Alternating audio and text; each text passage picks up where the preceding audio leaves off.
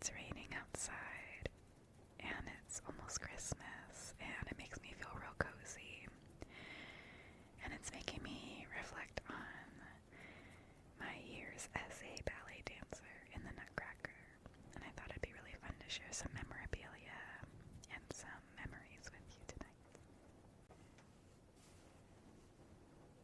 The first thing I have here is one of my old Pointe Shoes. This is actually my very first pair of Pointe Shoes.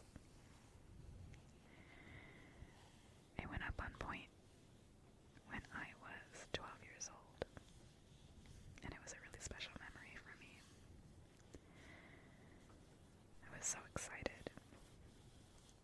Me and my friends who were in my group who got to go on Pointe together were all really good friends.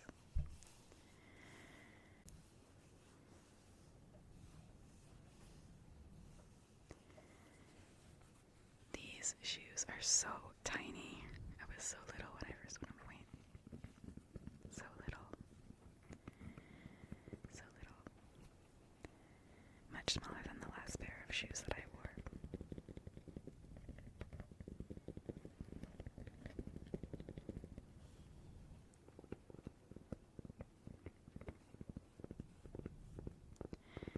These Pointe shoes are block European balances,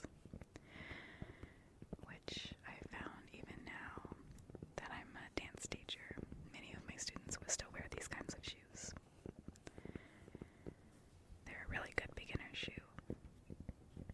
They have a nice wide platform, which is really great for beginner dancers on Pointe.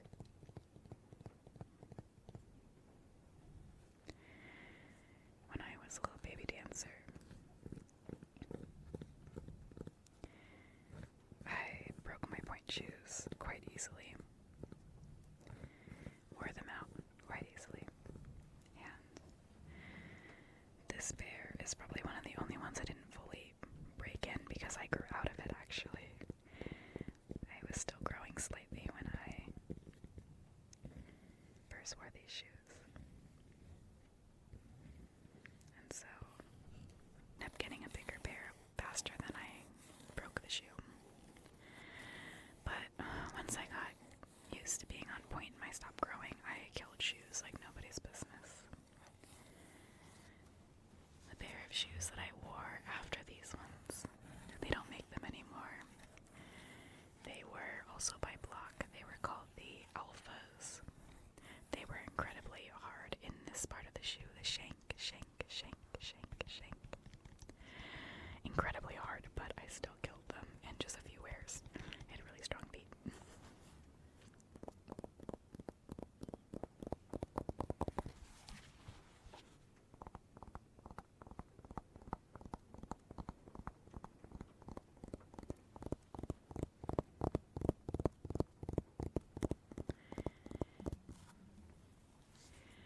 Different parts of a Pointe shoe will die faster than other parts depending on how you're wearing them. This part at the bottom is called the box. The box. It's not made of wood, which is a common misconception. It's actually made out of a sort of paper mache. The box. This is the platform, and this is the vamp. And then the back part, which is the part that supports the arch of your foot, is called the shank. Now normally these shoes would have ribbons on them, but this pair does not because I ended up taking the ribbons off to reuse them for my second pair of Pointe shoes. So all I have is elastic.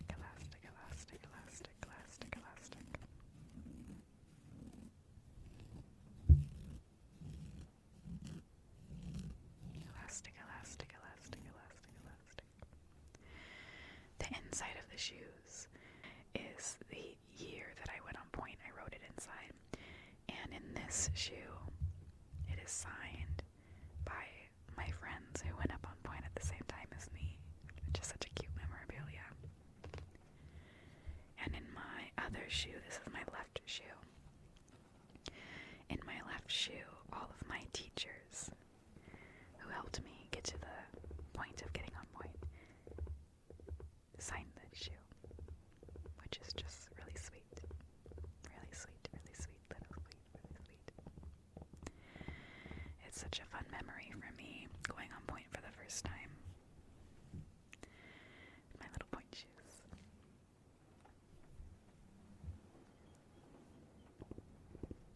I didn't perform in these shoes. I ended up outgrowing them much sooner than I performed on point. I went up in the summertime for the first time. We did like our point boot camp, and I didn't get to perform on point for the first time until the following year's Nutcracker. I played a lot of different roles in the Nutcracker. It was a lot of fun. My time in the Nutcracker, for a good chunk of it, was part of a pre-professional company. So I got a lot of really cool experiences that way, as a dancer and a performer. And now I get to share those lovely memories and what those times taught me with my own students, and help them become not just a good dancer, but a good person. Pointe shoes.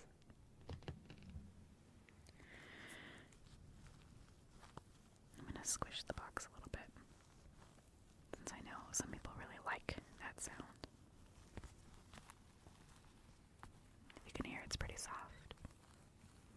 It's soft like paper mache, because that's what it's made out of.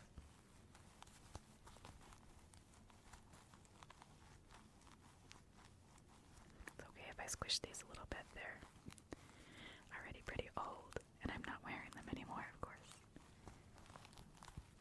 If this was a newer pair of shoes that I was breaking in, I wouldn't squish them this much because I'd be really worried about ruining them before I put them on my feet.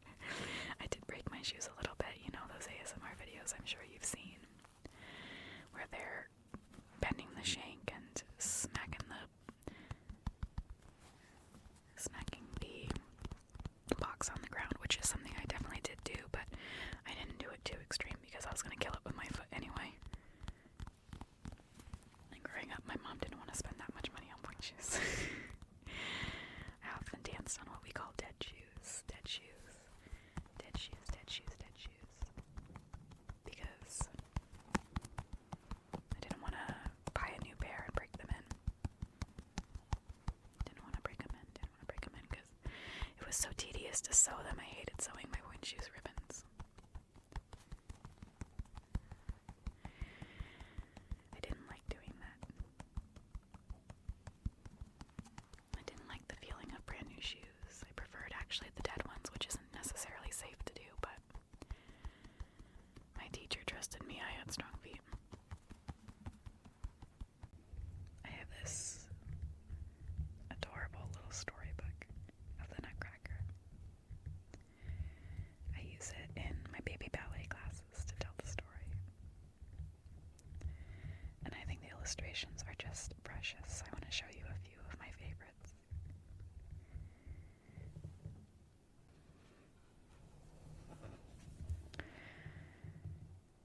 There it is, there it is. Look at these adorable illustrations. It's hard to get them all in the frame, but this is the party scene in the Nutcracker. I was part of party scene many times as a party child.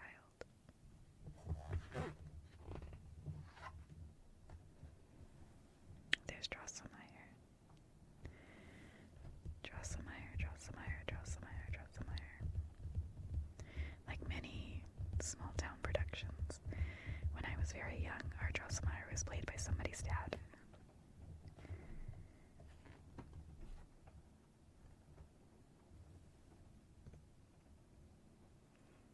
There's the dancing dolls. This was my favorite role I ever played. I was the ballerina doll. And the ballerina doll was such a special memory. I remember sitting inside of my little box waiting to be wheeled on stage with my partner who played our soldier doll in the box next to me. us were just antsy and so excited to go on stage. We were just giggling to each other in our boxes next to each other off stage, and then here would come all of the people to wheel us on stage in the boxes, and I just remember being so giddy with delight. It was just such a special memory, and it's probably my favorite role I ever played in the Nutcracker. There's more of the party scene.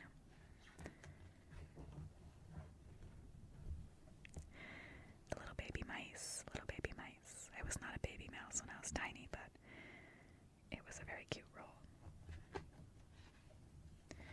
And then the tree grows. Look at this page goes sideways. Oh, it's too big to fit. The tree grows. And then there's the big battle scene. I was never in battle scene either. I skipped right over that one. I was never a mouse or a rat. In some productions they do Rat King instead of Mouse King. And I was never a soldier in the party. I was never a soldier in the battle scene either.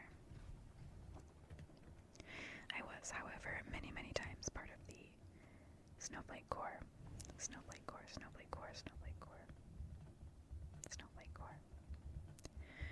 I really loved snowflakes. Really loved being a snowflake. I did learn the George Balanchine version of the choreography, which I don't think you are allowed to do in a production that's not legally having the rights to George Balanchine's choreography. That is very carefully protected with the Balanchine Trust.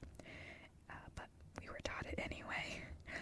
And so whenever I watch famous productions of the Nutcracker that are specifically George Balanchine's choreography, I know it all by heart, which is kind of special. Land of the Sweets. I didn't actually do very many things on Land of Sweets because I ended up doing a lot of roles multiple times. Kind of got typecast a little bit. There's the Sugar Plum and Clara and the Prince. Some productions call her Clara, some productions call her Marie. My production called her Clara growing up. Here are some of the dancers. I think Nutcracker is definitely one that has been, in more modern times, talked a lot about in terms of the implications of some of the possible racism that can come with this production. I can definitely say that growing up, I was not as aware of that. But now as an adult, looking back, I realize some of the costumes and some of the movements that I was asked to do were a little bit not great looking back on that, which is why I'm very grateful the studio that I'm at now, we don't do a Nutcracker, we do a different sort of holiday story show, which is kind of nice because then we get to kind of avoid some of those unfortunate stereotypes and controversies that the Nutcracker can sometimes bring with the second act of Land of Sweets. But what I did do growing up was I was a Spanish hot chocolate. I got to be the soloist for that one, which was really special. I did do Chinese tea. That was one of the ones looking back that I'm a little bit eep about. I did not do candy canes or Russian, but I did do this one. It depends on what production you're doing. The reed flutes in the George Balanchine version, and they're called the Marzipan Shepherdesses, and I did this one 3 times. Yep, 3 times. I was the minis, the little tiny ones, the core, if you will. I was the demi-soloist, and then I was the soloist for this one, so pretty cool. When I was a teeny tiny, I did the little clowns, the Polichinelles. We called them gumdrops, which was really cute, little baby gumdrops, and Mother Ginger, big old skirt. Such a fun part of the production. And flowers. I was not Dewdrop, the main one, but I did do flower chorus several times, and it was a lot of fun. Really, really fun to do flower chorus. It's one of my favorite pieces of music from Nutcracker, flower chorus, flowers, and also the entrada for the Sugar Plum and Cavalier Pas-de-deux. It's such a beautiful piece of music. So those are my favorites from the Nutcracker score composition. There's Sugar Plum and Cavalier, speaking of the Entrada. It's just such a gorgeous piece of music. I feel like it is so underrated in terms of Nutcracker soundtrack, Nutcracker orchestration. Whenever people are talking about the Nutcracker, you know, Sugar Plum Fairy, we think of that one. We think of the march, da da da da da da da da. We think of things like that. But for me, my favorite piece of music is that Sugar Plum Entrada. And then everybody gathers together for the grand finale, the last dance together, which I also have ingrained deep in my memory because I did it so many times. At least the choreography that I learned. And then the end of the show, she flies away in the sleigh and wakes up, and that's the end. It's quite an odd story if you think about it. It's such an odd story that that's like the one we do every year. Every ballet studio ever, except for mine, does the Nutcracker. There's little baby mice on the back. Little baby mice, baby mice, baby mice, baby mice, baby mice.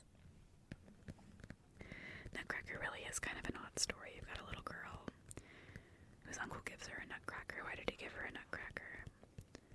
Nutcrackers are cool and all, but I think if I was a approximately 10 to 15-year-old child, I think that would be a little odd, especially if he's bringing like life-size dolls to a party. Like, dude, all you the best gift you can give is a nutcracker. Yeah, cool book. So this little guy is kind of a funny explanation of what he is. So when I was a snowflake in the Snowflake Corps for the very first time, they called the youngest of the snowflakes in the group Shmuzzies. I don't know why that name came about. It was a thing from the company before I joined, so I don't know the origins. It was just kind of an established thing, you know. Nobody knows, but they were called Shmuzzies. And so my first year I was a Shmuzzie. One of my friends who is a Shmuzzie as well, she decided to make us a Shmuzzie. So this is supposed to represent brand new baby snowflakes, little ball of snowball. And this is what a Shmuzzie is apparently. Little snowflake guy, little snowflake guy, little snowflake guy. A brand new baby snowflake for the first time in Snow Corps. Snow Corps is brutal. I tell you, Snow Corps is brutal. Snow Corps is brutal. Again, I learned the George Balanchine version of the choreography. And snow scene in George Balanchine's Nutcracker is ridiculous. I tell you. Ridiculous, ridiculous, ridiculous. The ending of that part gets very fast. And there is the dreaded cube. In the choreography, right as the big buildup happens, the snowstorm, if you will, during the, I would say 2/3 of the way through the piece of music. It gets really intense and the snowstorm starts to build. And what the dancers in the corps do is they all come together in this big square. In my production, it was always a group of 12, so there were 4 dancers in the front of the cube, 4 dancers in the middle of the cube, 4 dancers in the back of the cube. So I guess it was more of a rectangle than a cube because it's not even, but the cube is what we called it. And the people in the cube rotate the cube as a unit. So imagine dancers in a square shape, and they rotate in a little circle, staying in the square. My God, crazy stuff. And I would always get really, really tired because it's an intense part of the dance, right? And if you're a brand new baby Shmuzzie, this is your first time doing it, so you're getting your butt kicked. But because I was always very tiny, and especially the first year I was a Shmuzzie, when I was very tiny, I'm on the edge of the cube. I'm on the far corner of the cube, tiniest, one of the tiniest ones, second tiniest, I believe. And that means that you have the furthest circumference to travel in the cube when past that stage. Little baby sweet sleeper. Little baby sweet sleeper. Doing Ambo days for my life in that cube. Very scary, very scary. But I made it, and I did it many years after that, and every time I would do it, I would just be like holding my breath, like, oh shoot, here comes the cube. Here comes the cube, here comes the cube. Here comes the cube. It's really fun though, and looking back, it's a really cool piece of choreography. It's really feel like an honor and a privilege to get to have learned the George Balanchine version. Since that is so big in America, Balanchine, ballets and Balanchine style is very big right now in America. A lot of major ballet companies are licensed to perform the George Balanchine version of the show. And a lot of those companies train their dancers now in Balanchine technique, which is very American technique. It's originated in America. Unlike styles like Vaganova or Cicchetti, which originate in Europe. So Balanchine, it makes sense that Balanchine will be big in America. So it's kind of cool to have that under my belt in my repertoire, that I know these pieces. Now you shouldn't really perform them without permission from the Balanchine Trust, because there's a lot of legal stuff involving that, but I sure did learn and perform those growing up. Not something we were supposed to do. Shmuzzie. This is a Nutcracker doll. I did get gifted this toy from a friend that I was performing with on, I believe, pretty early on in my Nutcracker time, maybe my second or third year. Little wooden Nutcracker. He's pretty cool. He's blue. You can't see that very well with the lighting, but he's got a blue jacket and a red hat and his little white beard. He's kind of a tiny one. Tiny Nutcracker.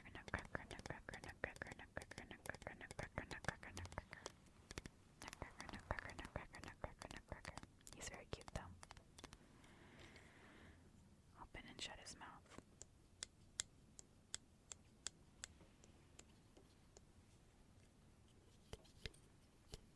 Gives me out of wood. Wood. Cheap wood, but wood nonetheless.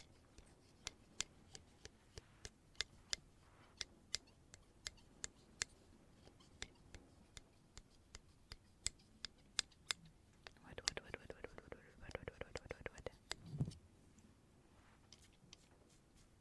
His beard. Beard.